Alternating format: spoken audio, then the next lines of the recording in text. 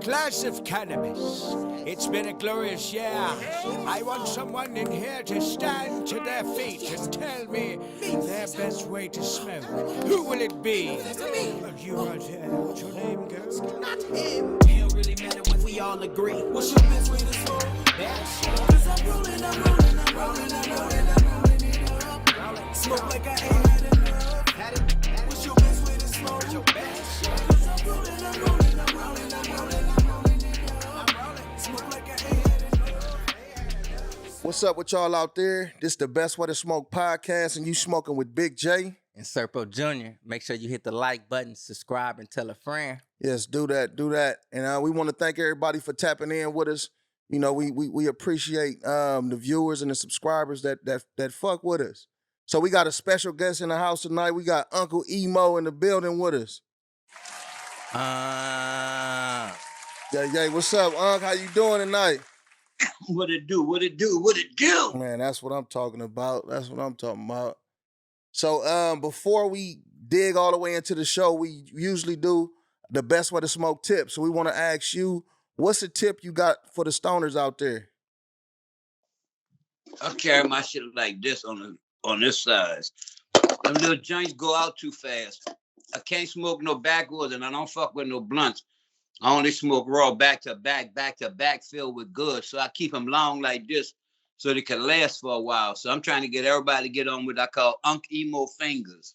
These are Unc Emo fingers, the long raw papers. That's all you see me smoke. You never see me smoke a joint, a blunt, or a backwood. You always see me smoke these long fingers. Smoking the fingers. So that's the tip for everybody, man. Just roll it long. The joints go out too fast. And fuck with them tips, them Unc tips. And the biggest tip of all. What's that, huh? Smoke yours. And I'm going to tell you why. After all them viruses and all them germs going around, you don't want to pass your weed to folks. And then the game changed. Niggas eating go right now. And you don't want to smoke a shit joint. So the best thing you do now is smoke your own. No more passing. Yep. I can dig it. When niggas start eating ass, I stop passing. On everything. Hey, that's real shit, man. Man. That was some real game right there, though. Hold on, repeat. I'm going to repeat what he said. He said, because when niggas start eating ass, that's when I don't want to pass, right? Man. Hashtag that shit. When motherfuckers start eating ass, I don't want to, man. So pretty much, you know, if you got your own best way, you know what I'm saying? You going the best way because you know what you're smoking, you know what you're putting in your body. Exactly. Yep. So if you see that, we're going to smoke together because I'm going to give you one of them Unc Emo fingers. But I'm not going to pass it back and forth with nobody. I don't do that no more. I tell people, puff, puff, pass. Remember everybody used to have a puff, puff, pass? Mm-hmm. Puff, puff, pass had a heart attack when niggas started eating ass. Man, really. And I can dig that, though, because I find myself, like, really now, people be looking at me, I fire up, like, if I'm in my own little setting, and they thinking, like, all right, he got a whole blunt, he finna pass, it's finna be a sesh going down. But, man, I'm smoking my own shit, and I'm looking at you. You look at me like, man, pass the weed. I'm like, you don't smoke? No. Mm-hmm. So I can dig that, though. You know what I'm saying? It's like I started adopting that concept, like, really lately during a little COVID. You know what I'm saying? And all kind of little shit. Yep. Because that's how we be. We smoke, we smoke our own and shit, though. Now, Yeah. we used to pass and shit, though, but we be smoking our own shit or using the tips and stuff like that. I was just finna say, like, we always smoking, but it been a pause. I don't know if you notice it or not, but we just be having our own weed, never mind, and, like, if you passing or not. But just, like, recently, like 2 weeks ago, a week ago or something like that, we had just passed the blunt. I'm like, man, I don't got nothing rolled up right now. You like, man, you got your tip? Yes, indeed. On everything. And that was our best way right there, though, I support that. Yep, for sure. So look, hey, Unc, we know you from New Orleans. So tell us what it was like growing up in the NO. Oh, man, fuck. 504 is a different kind of world, man. First thing off, what we do when people die is we celebrate the life. We second line after you die. We come out in the street. we party our ass off because we know your life meant something to all of us that's there. So we celebrate that. We don't go around moaning and, man, my motherfucking partner died. Oh, man, look, we don't do that down here. We celebrate your life. That's the first big thing. The other thing is, we used to raise our kids with respect. We got away from that around America, unfortunately. We are not teaching the youth of our society right now. And it even got worse with this pandemic shit because we let our children do. Look at right now, you got 13-year-old little girls that's doing carjackings, 13 and 15-year-old little girls. I'd have beat the piss out of my own child. My child would have pulled some dumb shit like that. Right. That's not supposed to happen. These children today come from Katrina. They come from other storms and things, and violence in their neighborhood. The culture right now is attacking our children, and nobody's saying nothing about it. So I'm trying to get big voiced because I definitely want to bring attention to the fact that this is straight up genocide. And we got to address that. And we got to warn our people. You got to teach your kids about guns these days. You got a 13 and 14-year-old kid out the house with no artillery, and they're getting carjacked, they're getting beat down. You can't have that. You in a war zone today. And we got to warn our people, man. We got to start protecting our own because you can't call the police. Don't even think about calling the cop. It ain't gonna happen. Man. So I know, like, especially, I done heard a lot of stories, especially about the police out in New Orleans. They real wicked. You know what I mean? That's corruption in the country. The whole country corrupt. Man, for sure. So what's like a little, like I say, like a day-to-day plan that you can share like with people to like even like bring up the topic of such? Like, what are youth? Say that again. I missed. I was coughing. Like, what tips do you have to give the people to even open up that dialogue with the youth today to even shed light on those topics? First of all, we got to address it within our families. First, we got to have our kids aware of what's going on and have them armed. You see a lot of these black guys right now teaching kids how to shoot guns at 10, 12, and 13 years old. It's to the point now where it's eventually soon it's coming to house kick-ins. That's what it's about to happen soon. Where they're going to be kicking people doors in. If your kid is 12 or 10 or 8, even 5 years old, and that child knows what that gun is and how to use it, that child could save your whole family. That's a fact. And getting that desperate. I've seen cats, this dude, Derek on Instagram, he teaches his whole family, his kid, they could break that gun down faster than you could do it. Yeah. And put that bitch right back together and point that bitch, cock it and shoot it. It's a real war we living in today. We're not prepared for that war. Every day we go around, we think we're living in a normal society. And I warn my people every day, this is not a normal fucking society. And it's like that. The brother you just pointed out, Derek, it's like one thing that's completely noticeable, like with his interaction with his kids, it's like, never mind that they know what to do with this and everything, but they have the knowledge to go with that.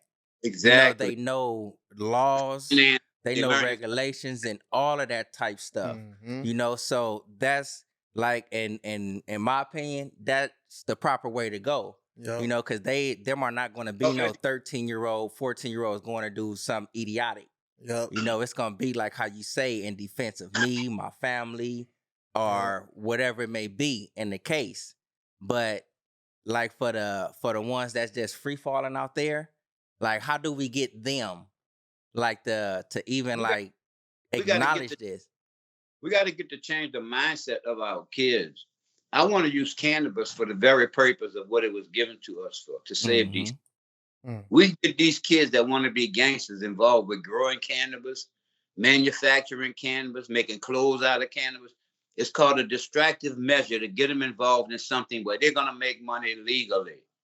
Yep. We got to change laws so we can save our kids. Unfortunately, the government is out to persecute our kids. Remember this: every time there's a murder, there's an arrest too.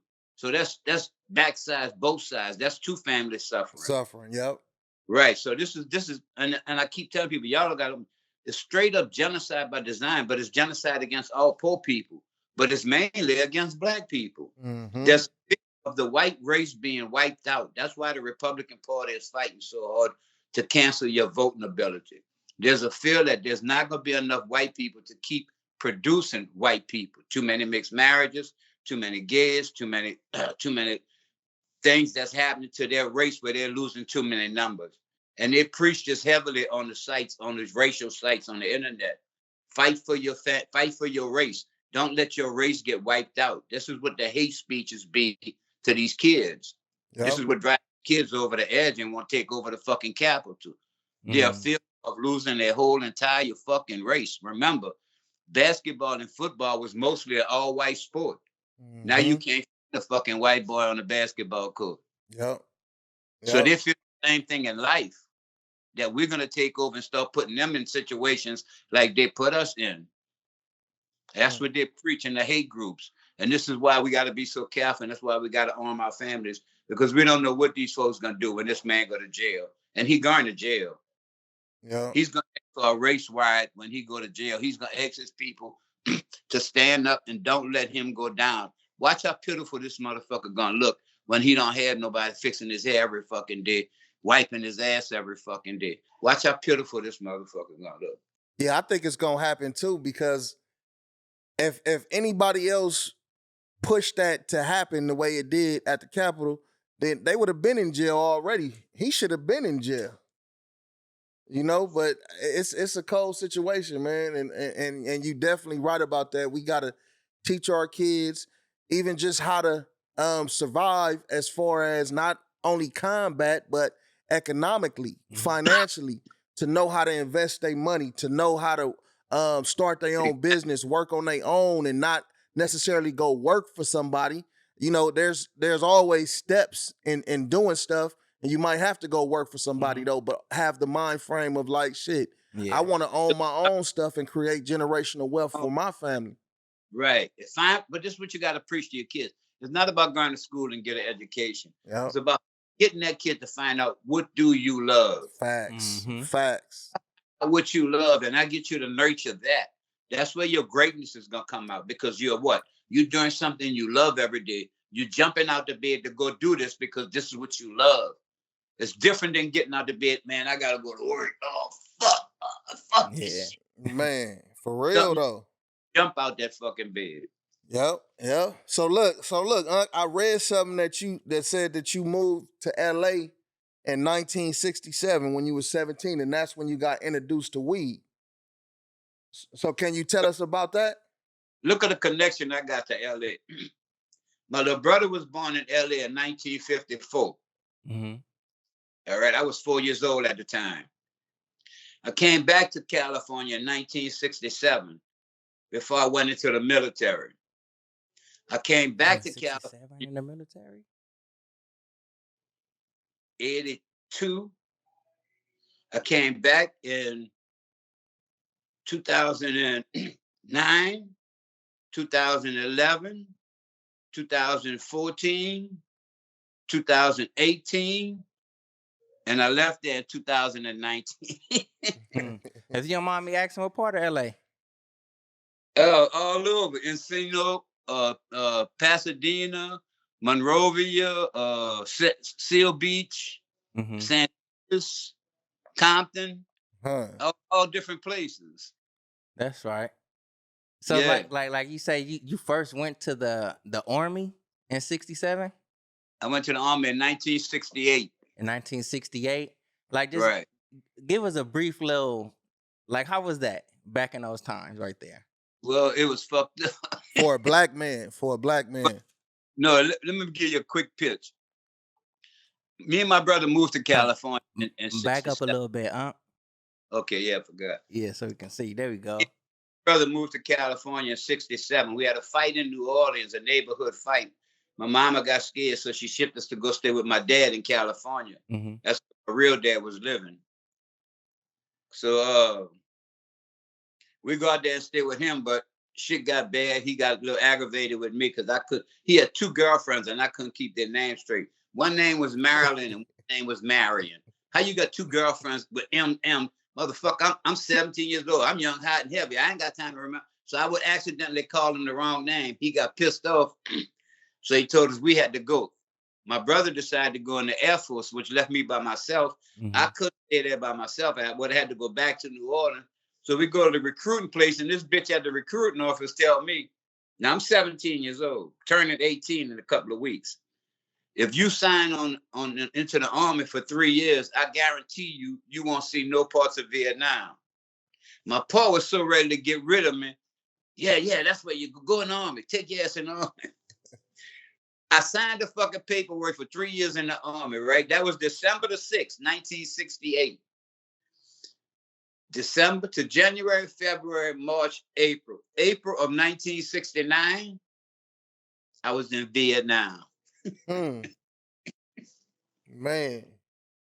Not only did he lie, it's like he fucking sent me straight to this motherfucker. Straight to it, huh? Because So what you was out happened, there front lining? 8 weeks of basic training, that's 2 months. Uh-huh. Then a month and a half of what they call AIT. That's what they train you for, what you're going to do in Vietnam. Right. Right? Now, how much can you train a motherfucking 18-year-old to go to war in 4 months? Man. It's like they just needed a body. That's a crash. There. Yeah, that's a crash course. Yeah, they just needed a body. But that's all they had with all of us. But it got worse. This is just a quick story, and this is gonna be in my book. This is the biggest story of my whole life, and this is why I go so hard when I give shows. People say, "Don't you be in pain?" Yeah, I be in pain, but I'm on a mission. I lost 4 friends in Vietnam. We had a fight one night after a party. After that fight, after the party, the mess sergeant decided to take his friends to the mess hall to go get some late night snacks. So he took the band, a couple of chicks, and his friends to the mess hall. So naturally, we followed. Fuck, we want some too. Right. When we get to the door, he pushes us back and he said, "No niggas allowed." Well, naturally, a fight ensued. Okay, that's not the problem. If you had a fight, you give us an Article 15 or you give us a court martial. You take military action against us. Anybody who was in the military should know what I'm talking about. You either get an Article 15 or you get a court martial. Court martial is more severe than the Article 15, but you get one or the other. Right. In our case, they didn't give us neither one. We never went to court over the fight. They shipped us out in the dark of night to different parts of Vietnam.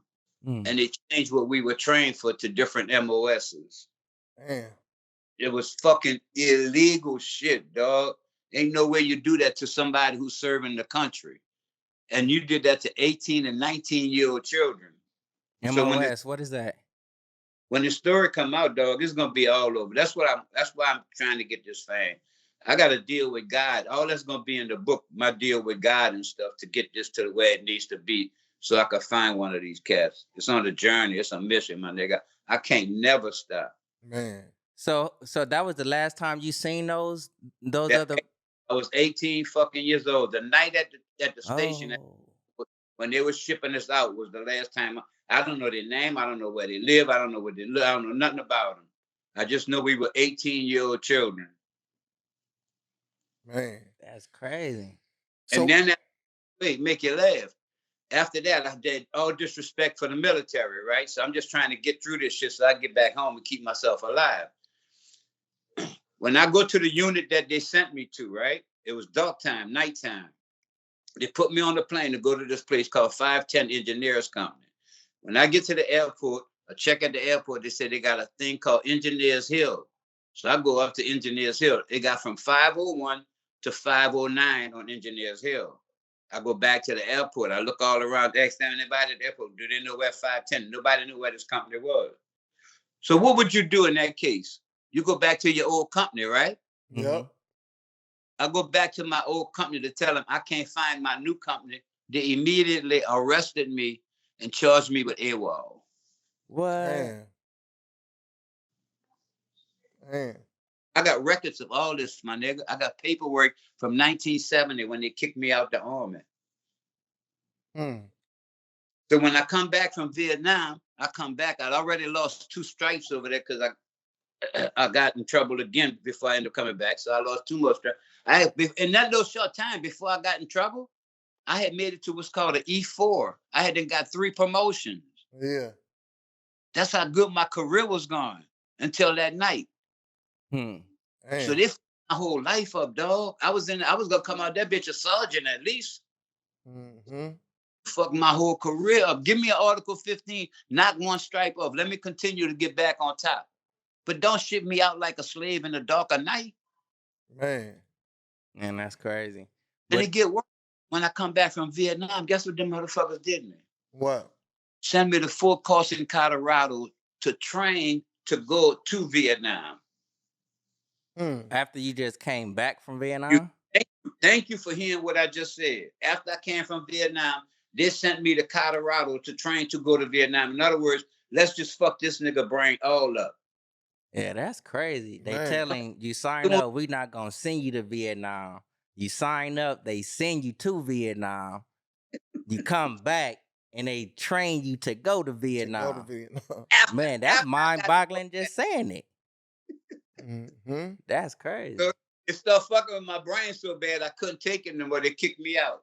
And when they kicked me out, they wrote on my discharge papers, you have a passive-aggressive personality disorder. Now, you know what they got right now? They call something called PTSD. Yeah, post-traumatic stress. Definition for PTSD is a passive-aggressive personality disorder. Mm-hmm. Yep. Man, that's a cold situation, man. And just imagine how many other brothers went through that kind of shit. Oh, Man. yeah. They don't realize it was still in the 60s. The motherfuckers had racism all in Vietnam, dog. Yep. Go out there, fight for the country, and come home and still have to deal with bullshit in your hometown. But look, if I meet one of those guys before I die, then my life was perfect, dog. I would find peace. You know what I'm saying? Yeah. If I could one of them cats, let me tell you what's gonna happen. My shit gonna break out. My music and my skill, my comedy and all that's gonna break out. And I'm gonna make big money. I already know this. I meditate. I've seen my success. But with that, I'm gonna have enough to where if I can find one of these cats, I could bless them.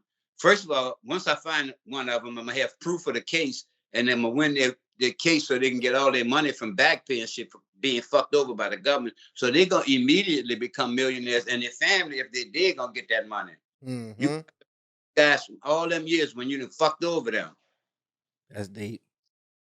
Think of how I'm gonna feel if I could just hug one of them dudes one day. After this been 50 years, every day I go to sleep, I think of these cats, man. Man. When I wake up on my mind, I think of this shit, bro. So That's 50 years. So have this portion like of your life like came out or is going to come out like once you like put the book out? Yeah, once I've been trying to get my daughter to help me finish the book. It's just so hard to finish. You know, we still working it, but once I get me a big interview on CBS, NBC, one of them late night talk shows or something, It'll be broad, yeah. Then I'll be able to get my message out even faster because that's what I want to do. Get on the talk shows so the East Coast can hear me because I'm almost sure that's where most of them came from. Mm-hmm. So, you know, all this music and everything I'm doing is a mission involved in this. It's not just for me to act a fool and get some laughs and make some money. I want to find these cats before I die, dog. I'm pretty sure those gentlemen is thinking the same thing because that's an experience that all you guys share. I'm sure they go through the same memories, dog. They have to. It's no way you can't. Mm-hmm. We was children, man, and we had to build the bond up, and you just ripped that all apart. And I never seen these cats again. Yeah, Man. that's deep, man. And I'd be out there in the street, my back be hurt, my feet be hurt. I smoke some more weed, because guess what? That weed helping my pain. Mm-hmm. That's what it do. So They say I smoke too much, but I don't really care. It helps with my pain. I'm on it everywhere. I smoke so much that I gotta keep it clean. So I'm always on my raw. When I pop up on the scene, I got a little saying, and it goes like this. Fuck a blunt, fuck a swishing motherfucker backwoods. I only smoke herb that comes from a seed. God knows best. That's why he gave us the weed. He made it perfect. It fulfills our needs. And if you pass a blunt my way, I tell you, nigga, please. That shit's so nasty, it'll knock me to my knees. So ain't no way I'm ever cutting my trees. I don't smoke no swishers. I don't smoke no woods. I smoke back to back, back to back. Bars. That's right. Look, that's right. Look. Bars. Boy, yeah, on everything. So look, yeah, let's fast forward to when you first picked up a mic. How old were you? 60. 60. But look, it was in you all the way. He said 60 though. He picked up the mic when he was 60. Let me tell you how blessed this is. It is. My power. I'm literally not a rapper. My daughter will tell you that for the facts. Right. But every song that you hear that I made, that's the only songs I made. I've never made one song that I haven't released because it wasn't good enough. Right. I live in the studio. When I get the beat from my producer, I learn my music that I'm gonna lay on it so well that when I go in the booth, I could just lay it down and walk out. Mm-hmm. But not by my power. That's all. This is about God's power. And the reason I've never asked Snoop to do a song with me or something is because I don't want this journey to be seen as a Snoop lift up journey. Mm-hmm. That's right. Journey to be as a God lift up journey. Mm-hmm. Every part of the journey was done by God, not by me. Yeah. That song I just did, back to back. Back to back. Tell you a quick story about that song. Anybody who knows me knows for the last 7 to 8 years, everywhere I go, I'd always be saying, fuck a blunt, fuck a swish, and motherfucker backwood. Smoke better, live longer. Tobacco kills. And I've been saying to myself, man, one day I'm gonna have to put that in the song. Mm-hmm. But just let it sit there. This cat sent me a hook and a beat and a track that he laid on it to that same thing. I don't smoke swishes. I don't smoke woods. I smoke raw back to back. The kid was from California. I never met him. I just got the track. I got we laid it down. He sent it to me, and I got my producer to lay it down here. Currency's producer laid it down for me. Mm-hmm. And the catch to it is, dog, when you're working with God and you literally, honestly are working for God, you don't have to look for nothing. It comes. That's a fact. What you need. This kid sent me that thing, and I'm saying, like, wait a minute. Hold up. How the fuck? I get music from kids all the time, but I'm not. He knew exactly what I wanted. Mm-hmm. Yep. I like that though. And it's like from the time I met you, Unc, to like looking at the social media and like hearing you like now that like your goals and things that you active with now. Some people like they have a perception that like, man, things will be too late if you get here. It's too late for you to do this. But it's like right here, we got a living example to where it's like, man, I have no limitations. If I want to rap now, man, I'm finna get out here. I got bars for you now. Yep. If I want to get out here and do comedy or do this, you know, I'm finna get out there and do it. You know, and like to our viewers out there, it's like, man, you see that? That's like motivation within itself. Sure. You know what I'm saying? I can do whatever it is I want at any given time. Hey, as long as you don't waste that time. Yep, let's give Unc some cheers for that, man. That is dope, man. You know, that's definitely inspirational. Hell yeah. You know, I tell them all the time, man, when the cats say, man, look, I used to be in the game, man, but I stopped rapping. I said, well, you gave up on yourself then. It's time living on when your success is going to come. Your journey is not limited by what you put in it. Your journey is limited by the time when God ready for you to get them blessings. Mm-hmm. If it ain't time for you to get it, I don't give a fuck what you do or how you rap or what you rap about. You're not going to get it. That's true, man. And anything, you know what I mean? That's true. Painter, if you're a musician, any fucking thing. Yep. That's a fact. So Get High was one of your biggest songs, right? No, Bad Knee is the biggest one. Oh, Bad Knee. Look, yeah, I sent that to one of my cousins because he got bad knees too. You know what I mean? I said, check out Unc right here though. He liked that shit though. Yeah, Bad Knee is one of the big ones. All of them doing good. I mean, Deep in the Game. They love Deep in the Game. Deep in the Game. Juke Joint. They love Juke Joint. Yeah. So what's your process when writing? Meditation Okay. and the beat. Mm-hmm. What's that? A wax head? Yeah, not a bitch look like the battery acting up. So he got Yeah, all kind of different ways to find his best way to smeeze out. man, you got to, bro. If this bitch would hit right, man, you get a good hit off this bitch. Come on, now don't fuck it. I gotta charge the bitch. If I thought I had that bitch charged up, fuck. Hey, so you had a good time at the burning trees though? Yeah, but they're gonna have to give me a break when I come to them kind of events when I come out because it's so big. I couldn't enjoy it. I couldn't walk around. When I got on stage and I started partying one time, I'm on stage jamming my ass off with corrupting them. Mm-hmm. Soon as I get up to jam, niggas jump on the speaker where I was sitting at. And then when I went to sit back down, I couldn't sit back down. So, but my knees hurting so bad, I had to get off the stage. But yeah, no, I had a good time, man. Fuck. Yeah, it was definitely a dope event and well put together. Yeah, it was. It really, like I told him in the tag, I said, good folks, good food, good music, good weed. You can't ask for no more. Fuck. Yeah. I think I was high about like 2-3 days after that. Man, because we was sipping on the THC and smoking on the THC. You fuck with the cannabis drinks, like the THC drinks and shit like that too? Everything. Huh. Everything THC, everything cannabis. Bro, literally. That's what we sipping on right now. I know that's the way you're supposed to do it. You heard me? Yep. So what you got going right now on Unc?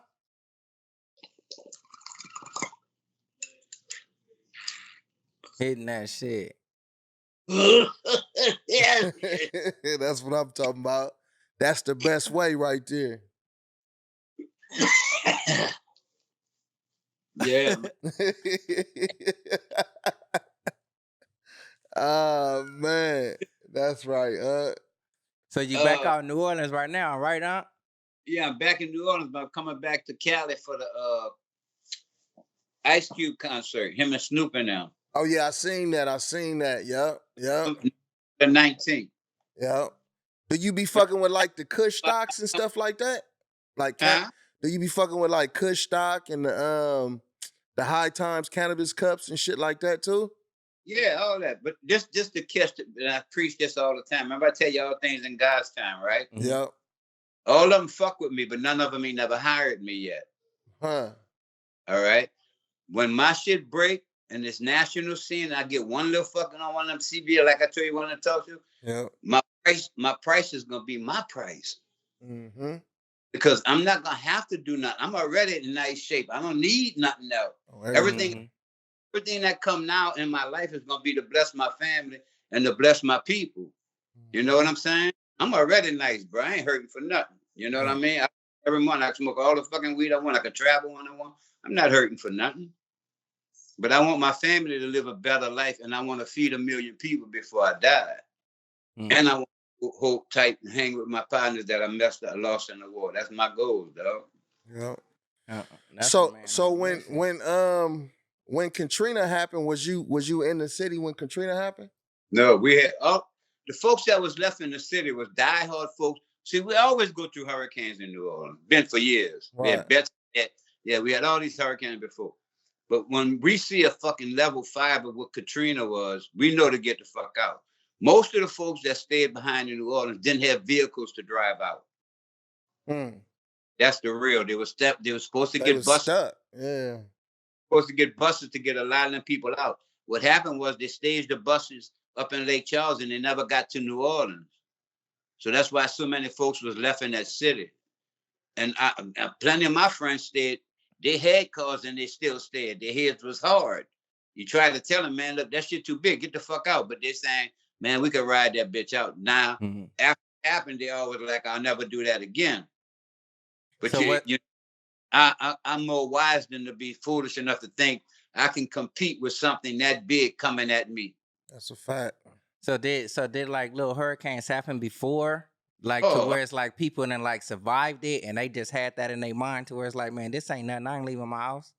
And we thought we was gonna be coming right back to New Orleans. And I'm gonna be honest with you, guess what? we should have been coming right back to New Orleans. That thing should not have been as bad as it was. It was not the hurricane that fucked New Orleans up. This is why the story gets so twisted. The hurricane didn't fuck New Orleans up. The hurricane turned before it got to New Orleans. It went to Slidell in Mississippi.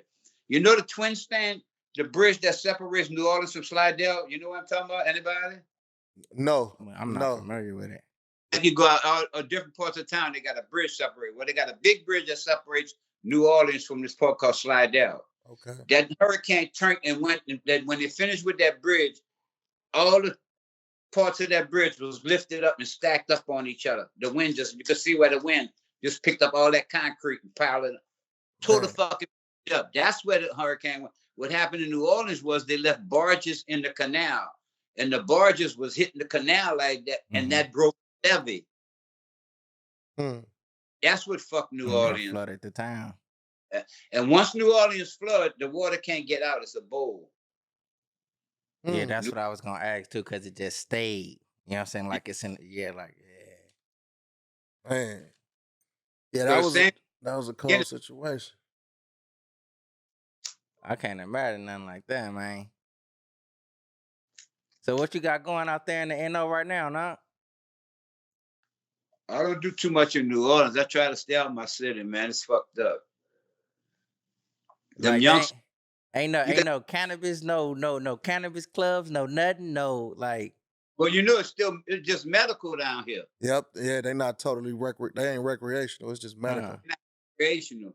But I smoke wherever I go. I just don't go in clubs. I go out to festivals and parks and shit like that. I don't go in the club. Yeah. So do you attend the Mardi Gras festival every year?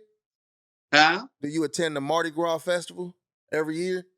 We used to when I was younger, but by me being old as I am, that's too much walking. Oh yeah, it is a lot of walking. Yeah, a lot of walking, dog.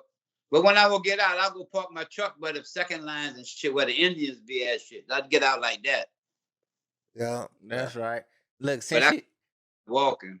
Look, since you got like roots in New Orleans and you got roots out here in LA and California, this is just a sports question. Like what's your football team? Oh fuck. Get up with it. I fuck with football on a light basis, but it ain't the same sport to me no more. I'm gonna tell you, people don't realize this about football.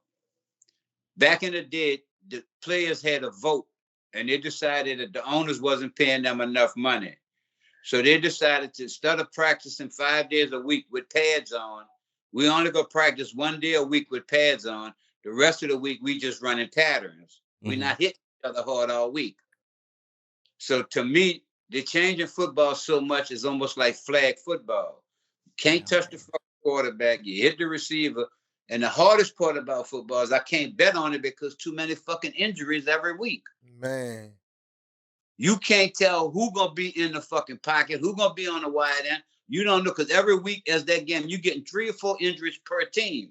That's too many injuries, Nev. Let me explain this to you. The owners don't give a fuck. You know why?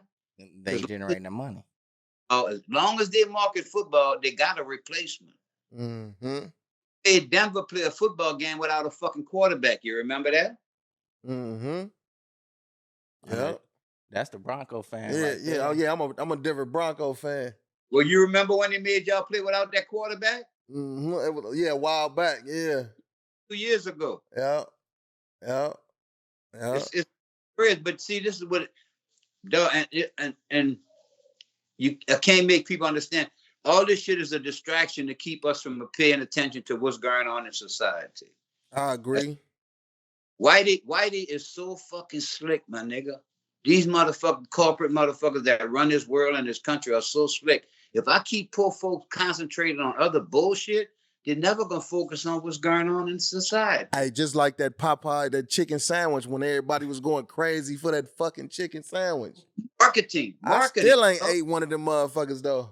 You and me both. I still ain't But it's all marketing. It's all advertising. That's why you pay $1 million for a commercial on the Super Bowl. Marketing. If I get you to see it, I can get you to buy it. So football and all them sports is designed to keep us distracted Well, they steadily taxing us to debt, fucking over us. Yep. So what about basketball? You got a team in basketball?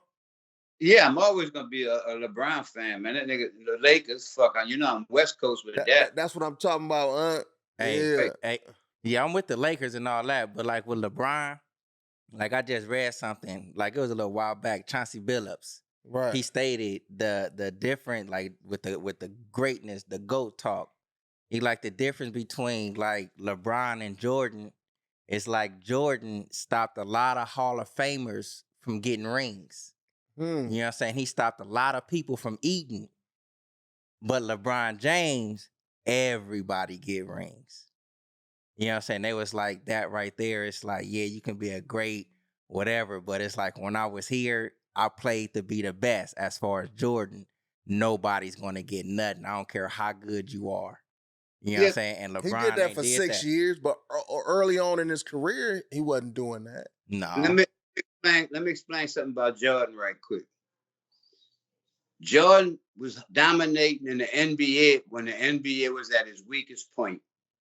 The Lakers was done. Detroit was done. Boston was done. All these teams, all these gangster teams was finished.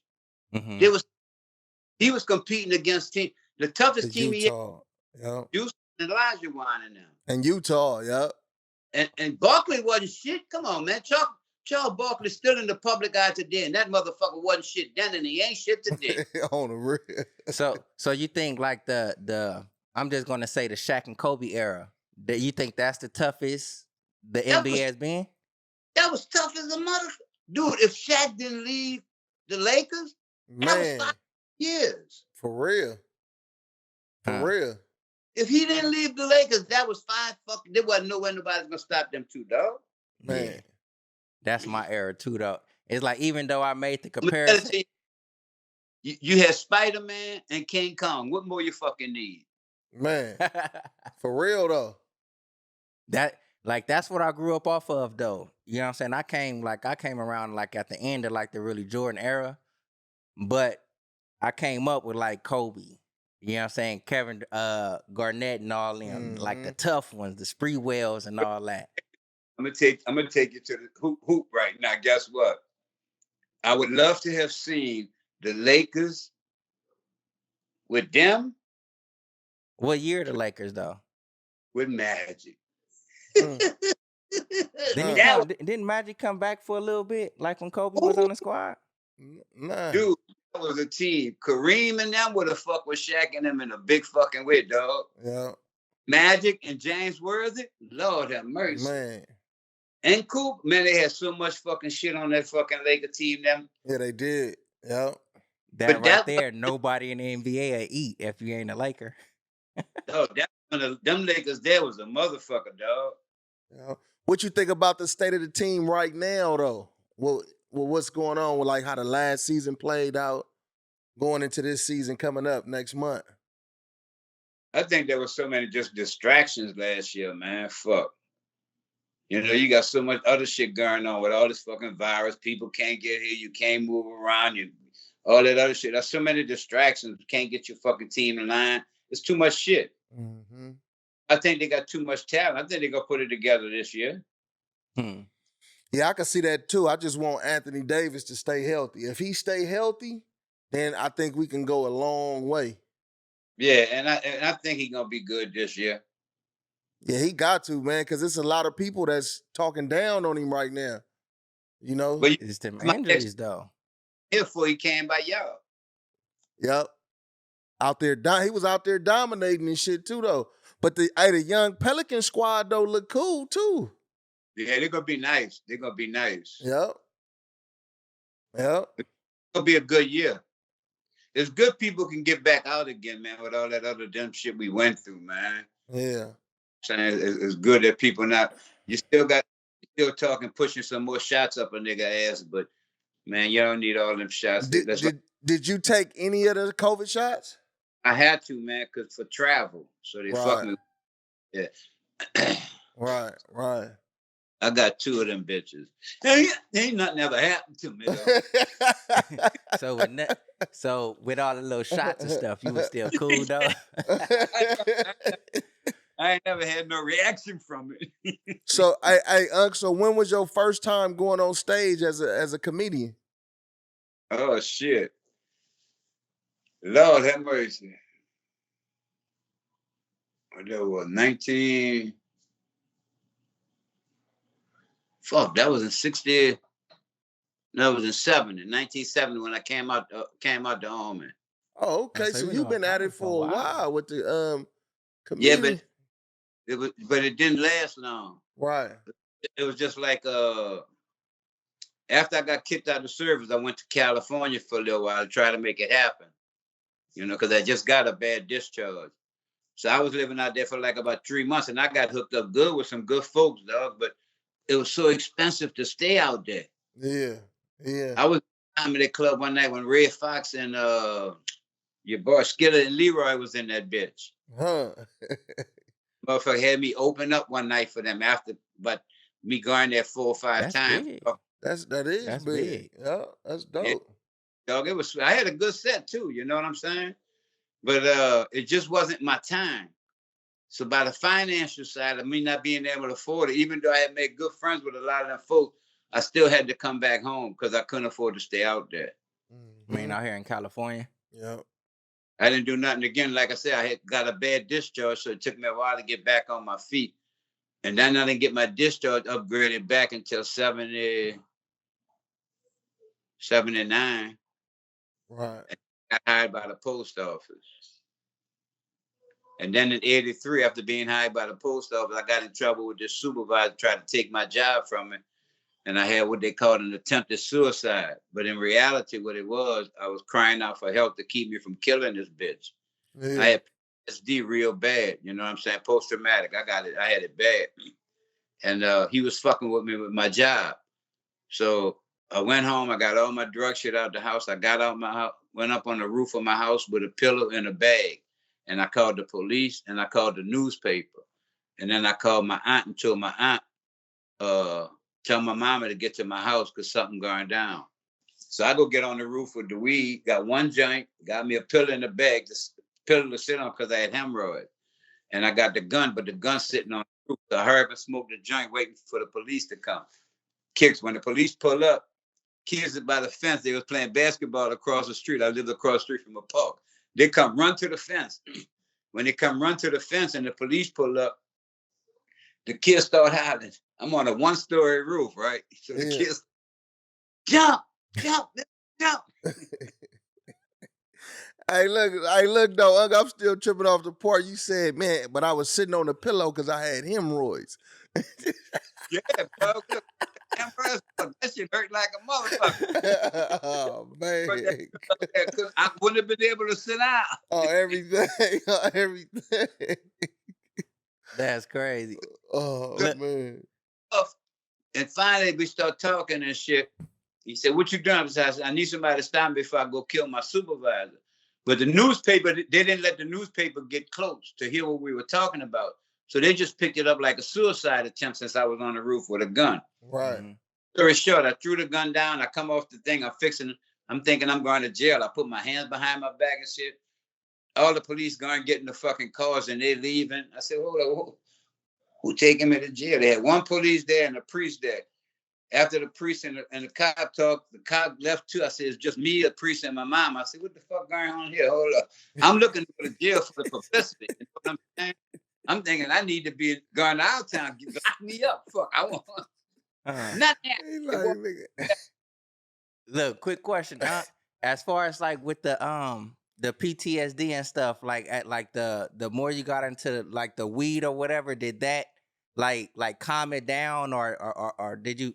I mean, through everything I've been through in life, dog. That's why I'm fighting so hard too, so veterans could take this as the medicine and stop taking them pills. The pills is what was driving me crazy when I had that. That's part of the reason I ended up on the fucking roof, fucking with them pills. But I was about to kill my supervisor, and I knew if I killed that man, I was gonna fuck the rest of my life up. So to keep from killing him, I went on the roof and screamed out to the world, "Stop this before it happened." You know what I'm saying? Oh. I knew the government backing me because I'm a veteran. You can't just fuck all over me. I make the news now. But when I look up and the fucking police didn't arrest me, I thought I wasn't even gonna make the news. But sure enough, the next day in the paper, headlines in the paper, postal carrier attempts suicide on the top of his roof on Piety Drive. So now when them putting in the paper attempted suicide, they didn't say I screamed out to stop me from going to kill this bitch. Put it in the paper like everybody in the fucking post office got jokes now. Here come that crazy motherfucker. Yeah. There go the fiddler on the roof. So I never. That should have drive you crazy right there. Motherfuckers fucking with you every day. And got the whole story twisted. I'll be mad at him. Show you that shit happened. I let it go on. It didn't bother me. I'm telling myself, I got my job back. I'm working again. The fuck them, man. They gave me 3 months off with PIP while I decided who I wanted to go work for. Because I had worked for a couple of supervisors before I met this asshole. Right. So they where I want to go. They sent me to a psychiatrist. Oh, that's gonna be in the book. The psychiatrist's name was James Brown. When I get in the office and I bust out laughing. He said, "What you laughing for?" I said, "I'm gonna be honest with you, Doc. When I told your name was James Brown, I knew you were gonna be black." He was a white. Me and him bust out laughing. After that, me and him like that, dog. He was cracking. He said, "Take off as long as you want. When you're ready to go back, you let me know." So I took like 3 months off. When I go back to work, motherfuckers making them comments and shit. And I let them go on for a while, right? They got these two twins. One of them was in the military and one of them wasn't. But they always make their little small marks every fucking month. Finally, one day I got tired of that shit, right? Come in there, had to smoke my little weed, was good and loaded, buzzed up. And here they go again. "Hey, Fiddler, let me holler at you." I said, "What?" He said, "Fiddler, come here, let me holler at you." I walk over to that nigga desk door. I'm gonna get a little close to the camera because I won't give you that face I put on that nigga. Yeah. Nigga, fuck tired of you with this stupid ass. You want me to cut your fucking heart out, you nigga? You fucking crazy bitch. Say it one more motherfucking time again, you motherfucker. Now eat your fucking heart, bitch.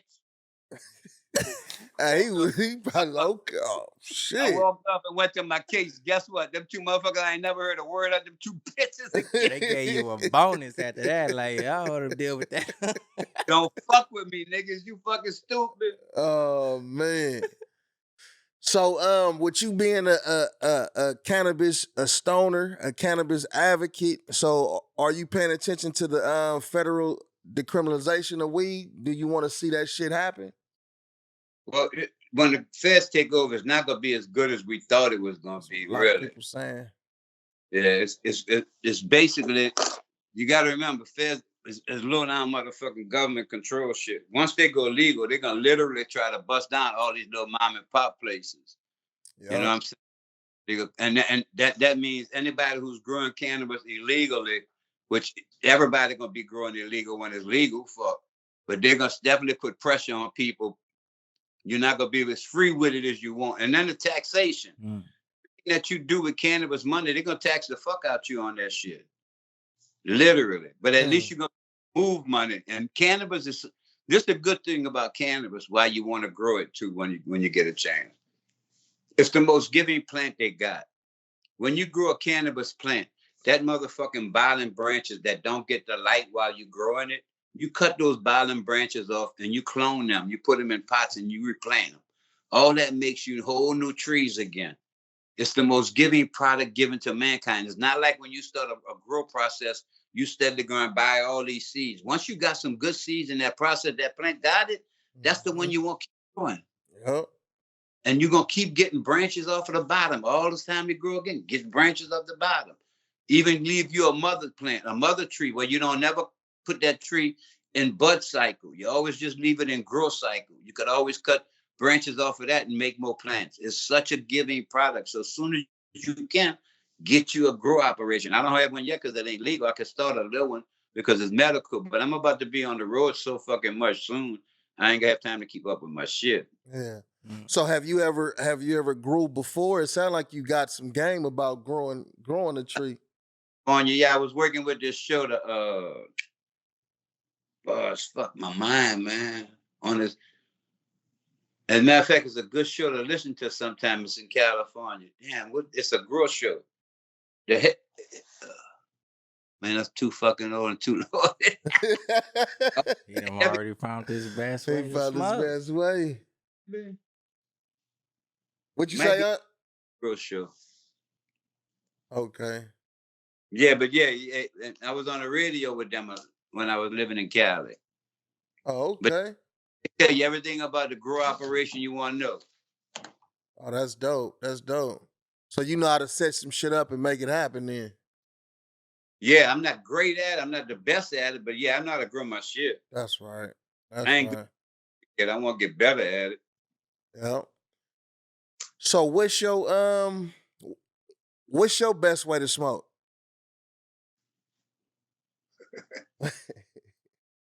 I like joints. I like joints because they're convenient. You know, you can just pop one out. Also smoke wax. You know, I like to smoke wax too. Even out south, they don't have a lot of wax outlets in Louisiana. Not good. So when I go out there to Vegas or LA, I got to get my wax combo or Denver. But there's a lot of wax down south. They Right. think kind of crack or something.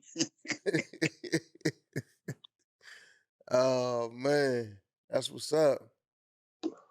They got devices I done promoted that I can't promote, but they got one, man, and they've been trying to get me back on the thing for them. But I tell you, this motherfucker hits so fucking good. I'm just gonna let you see the hit. I ain't gonna let you see the product. I'm gonna let you see the hit you get off of that little motherfucker.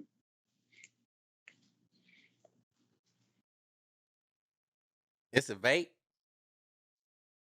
Wax. A flower. Mm-hmm. Oh yeah, That that was was a a hit. good hit though. Yeah. Yeah. And the good part is you could be anywhere. You got to fill it up with a little tobacco, with a little herb, wherever you at. That bitch be in your hand just like that. Ain't nobody know what the fuck you doing.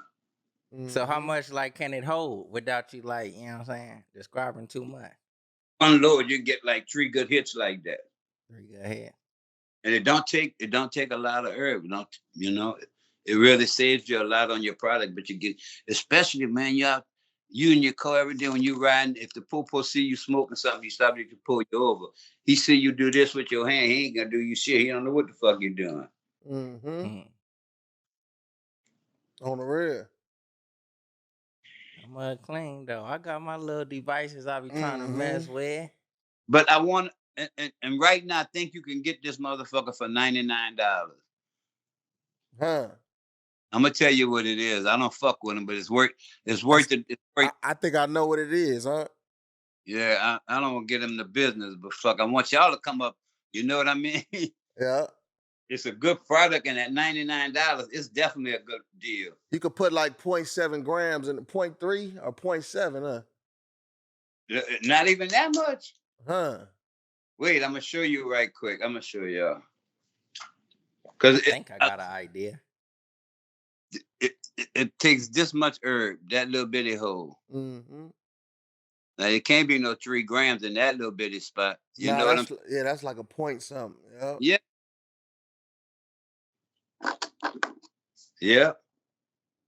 I'm kind of curious idea, man. Mm-hmm. I'm gonna tell you and your people, cause y'all invited me on your show. Go get it while it's $99. After that, leave me fuck alone. On everything. You heard me? Cause as soon as somebody buy a couple of them, they're gonna raise their price right fucking back up. Huh. Oh, so they was more than 99 before. Yeah, there was 150 something dollars. Mm. If they're not 99, don't get it. But if they're 99, that's one. Okay. Okay. Mm-hmm. Megatote. Megatote. I've been hearing about that. Mm-hmm. Hey, it was a lot of vendors out there at the burning trees, huh? Did you get a chance to talk to some of the vendors? Well, I didn't get around like I wanted to, like I said, with my legs being so bad. Yeah. And I had to make sure I was on stage with my nephew, Corrupt. That's why, I wanted to definitely be up there with him. Yeah. And I didn't even get to smoke with him after his set. My leg was hurting so fucking bad. Do you fuck with the CBD, like the creams and stuff like that for like achy joints and bad, you know what I mean? Yeah, my shit fucked up. When I I telling people that all my shit fucked up from Agent Orange and shit, but they just don't want to pay us for that shit. When we was in Vietnam, they sprayed a chemical called Agent Orange, and a lot of us got infected with that bitch. Man, Like And what? it, Like I heard about that. yeah. yeah, Agent they Orange. don't want to pay everybody off. You know, they don't say they keep denying your case and shit. Man, But that's a good buy, dog. You anywhere you out in the public and you just in the crowd, you just want to take you a good, quick little hit. That bitch work. Huh. Hey, when you come out here, when you come back out here on the West to the little Ice Cube thing, you gonna be performing on stage, or you just going in for attendance?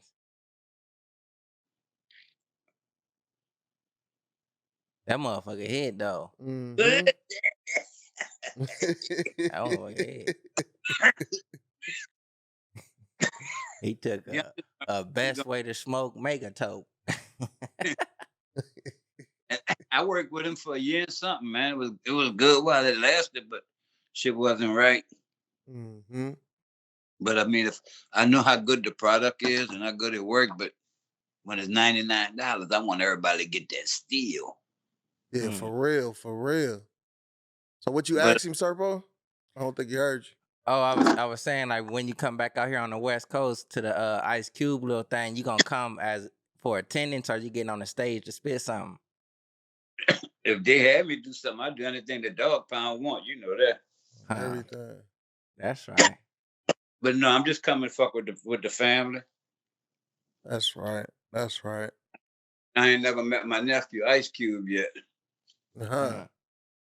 I know. I think the first time I seen him perform, we was at like I want to say High Times or something. Yeah, that like was the Cannabis Cup Awards. Yeah.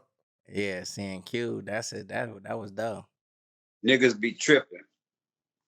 The other day I posted my ticket to Snoop concert. To show my peeps that I'm coming back for the concert. Niggas was commenting, I thought you and Snoop were so tight. Why you buying tickets? Why you just don't ask for tickets? But show you how people be in your Kool-Aid. What I do with my money in my life ain't got nothing to do with what the fuck you worried about. Man, that's a I'm fact. doing something people don't know a lot about. It's called support. Mm-hmm. It's called support. Our people put out efforts to put them shows on. All we want to do is, man, let me get some tickets for the concert. Mm-hmm. Now, nigga, if I fuck with you, I'm going to buy a ticket to your concert. I know what you're out here trying to do. You need people on the other side of that stage, but from behind the back door, coming up there to watch you, nigga. Yeah. And side front, the closer I get to the front ticket I can get. Support my nephew. I don't want no free alley in life. That's right. That's a good way to think, man. We don't support, dog. And that's what I got to show my kids what it's about. If people send me shirts, my nigga, I wear people's shirts. I don't charge people to wear their shirts. I wear their shirts because I know they're in the same struggle I'm in. Mhm. I know That's they're trying love. to effort with their game. My money gonna come from so many other places. I'm not gonna need your little change to spot your shit. Yep. The more I support you, the more shit come my way. It's just love. It's called effort. You put your effort out there and let the love flow and everything else just sit where it may, dog. You can't change another motherfucker. You can only change it. That's I true. like that. That's true. That's 70 plus years worth of game right there. And you can smoke your way through anything too. You don't. People say, "Oh, you smoke weed, you can go to another drug. It's gonna lead you." Weed don't lead you nowhere but to the next stack of weed you're gonna get. That's all. Man, a different strain. That's what it leads you to. From strain to strain to strain. And back to the OG. Man, for real. But look, Unc, man, we appreciate you tapping in with us, man. It was dope talking to you, man. We're gonna have to do this again down the line. And man, like I said, we appreciate you, Unc, man. Best way. Big J. Serpo Jr. Hit that like button, subscribe. Wait, hold on. Y'all show them people love and support, man. Yeah, so look, Unc, tell everybody where to find you at. You know, if you got merch that you selling, you got music you got coming out, you got shows you doing, tell the people whatever you want to tell them.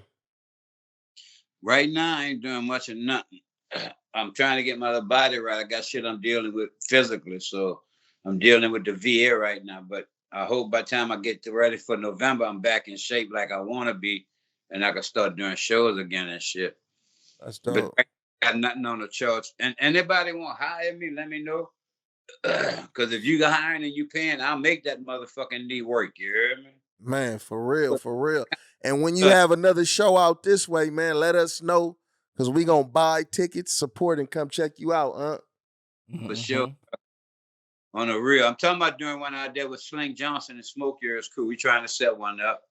That'll be dope, man. Just let us know. We'll definitely come support. And One love. bring a few people with us too. I appreciate that. Appreciate that. Yep. But go ahead, huh? And for sure, we're gonna get the word out about y'all too, bro. Oh man, we appreciate that. For sure. Thanks for having me. Yes, sir, man. Hey, much love, Unc. You have a good evening, man. And get your best way to smoke on. Smoke yours. Smoke yours. Yeah. All right, peace. Best way.